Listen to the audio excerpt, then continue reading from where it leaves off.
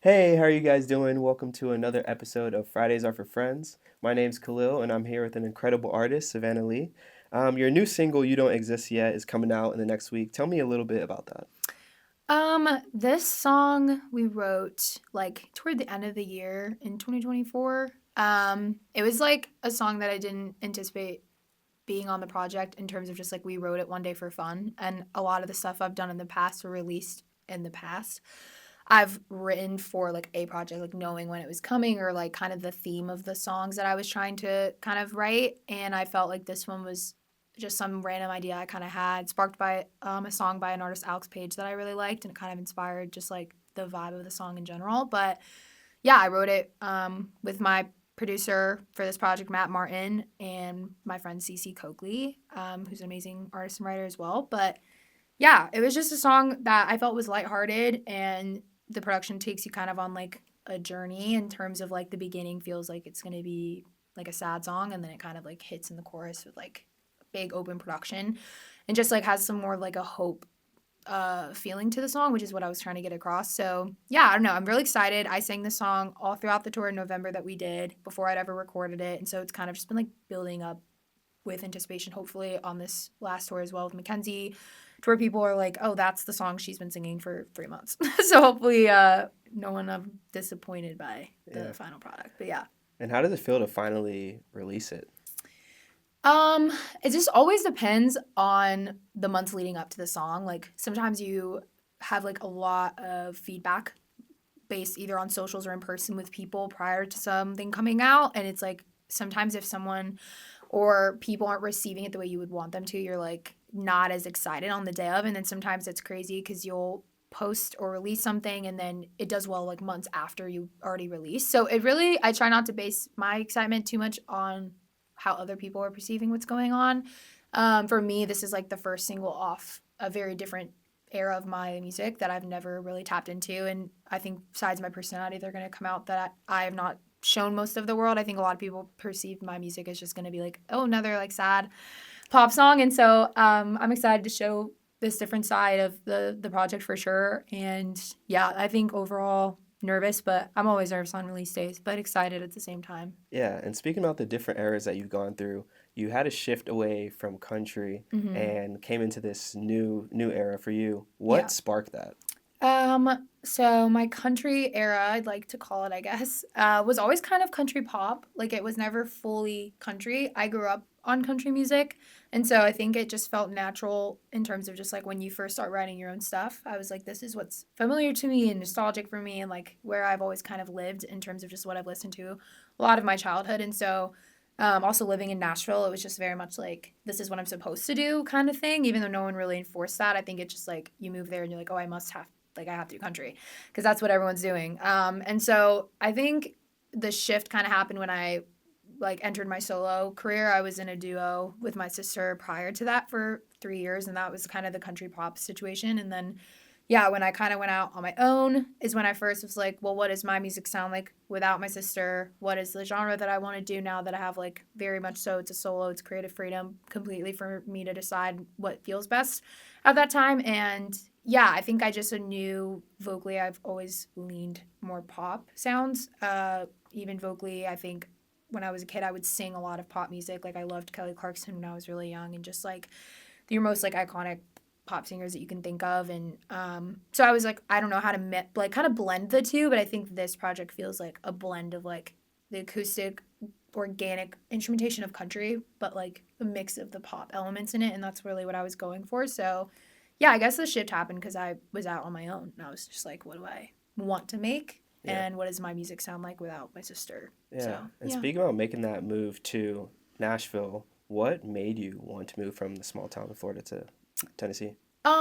I think growing up, I always knew Brandon, Florida, which shout out to Brandon, Florida, but there's just no music scene there, and there's really not much of a music scene in Tampa in general. I think really the only city I can think of in Florida that has any scene is like Miami, and it's just still not at all like really what I was going for in terms of just at the time country. So I don't know. Nashville is always the place I knew I wanted to move. My dad did music when I was really young, and so he was touring between Nashville and back to Florida. And so I'd been there a lot growing up too. So it kind of felt like home to me to an extent.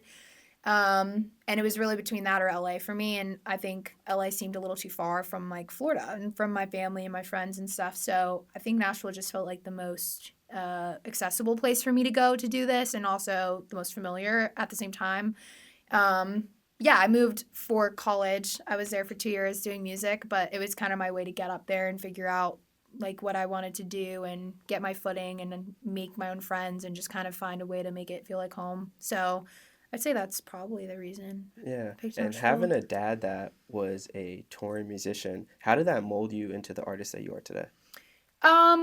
I think a lot of ways. I mean, my mom is like the science math mom, and she and my dad have always owned their own companies and been very much like entrepreneurs. And so my mom helped my dad a lot in his career as well with just like kind of being like a tour manager essentially from afar and helping with booking, and just would go on the road for months at a time when I was really young. My sister and I both would be on the road with both of them up until I started kindergarten. So a lot of my life was just like being thrown into the music scene, getting to see that you can turn this into a job. I think that's like the big thing for a lot of people when you're a kid and you're like, I want to do music. And if your parents have no creative bone or just have never done it in a professional way, they almost make you seem or make you think it can't be done in terms of like living it out and as a full time job. So I definitely got to see it from a young age that it was possible.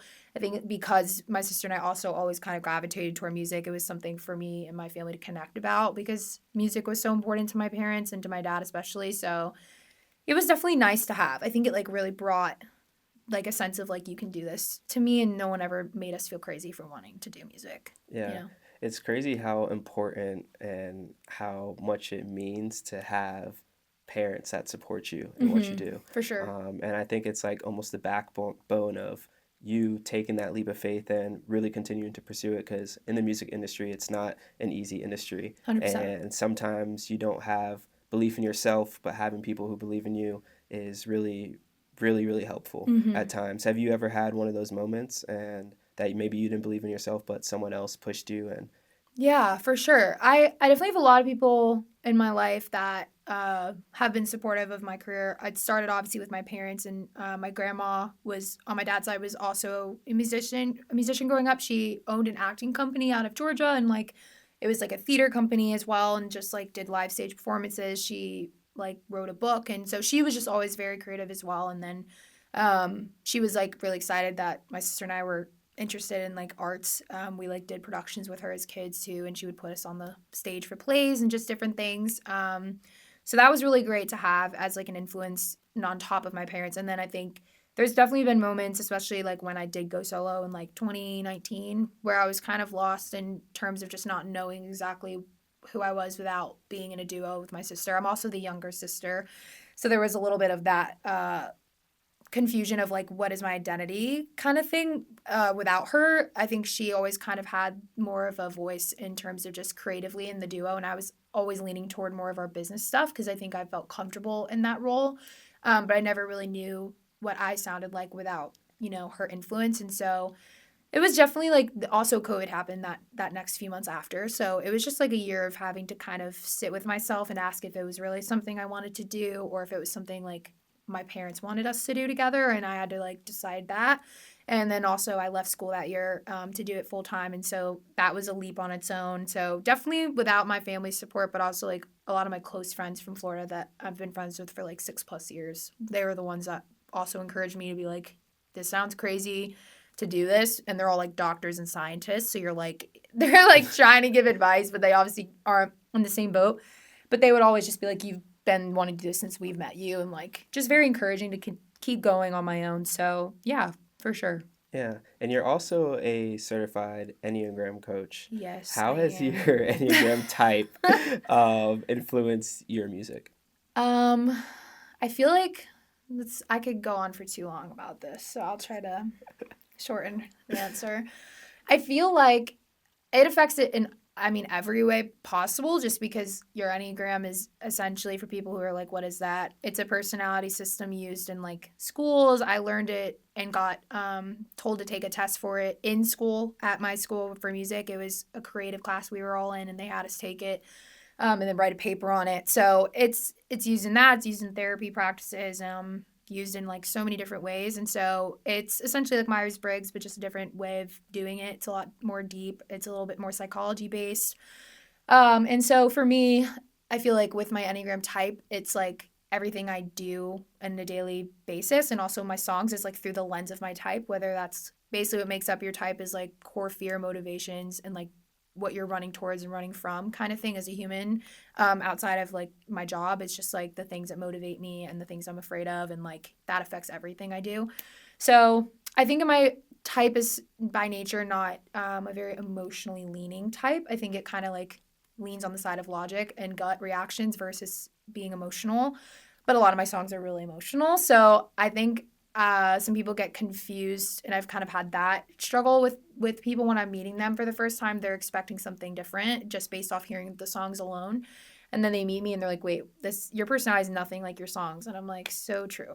So I think it definitely is something I've had to lean into, is like the vulnerability of music, not only behind closed doors when I'm writing it, but also on stage, and also when I'm meeting people or when I'm making content. I want it to feel authentic and like true as much as the music does. It just is a little bit harder for me to like publicly be vulnerable like I can be in my music. So yeah, it affects my songwriting all the time. Like I think I like process my emotions through my music and when I'm writing it.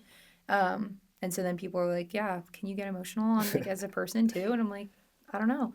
Maybe someday. So yeah, it's I'd say it affects like all of it, but I guess that's a short answer. If Yeah. anyone's like, I don't know, people are gonna be like, what did she say? But that's what it means. No, it sounded good. And I also know you read It's All in Your Head by Russ, which is one of my favorite books as well, Yeah. especially as an independent artist. How has that helped you as an artist and helped you align your brand and story? I started following Russ forever ago. I feel like just because I loved the music first, of course. And also I just think when you're as big as art like Russ is as an artist, I feel like he was someone who's like very authentic on socials as well, and just kind of like let people who are independent artists like kind of see into the realities of what his like even financially, like he's posted like pictures of like this was my starting money on DistroKid and this is it now, like this was my label journey and this is where I'm now, like very much like lets you in on the process of it and doesn't try to like hide anything. I think that's rare in an artist that has as much success, and so I like always really was intrigued by that aspect of his career and the way that he like brands himself.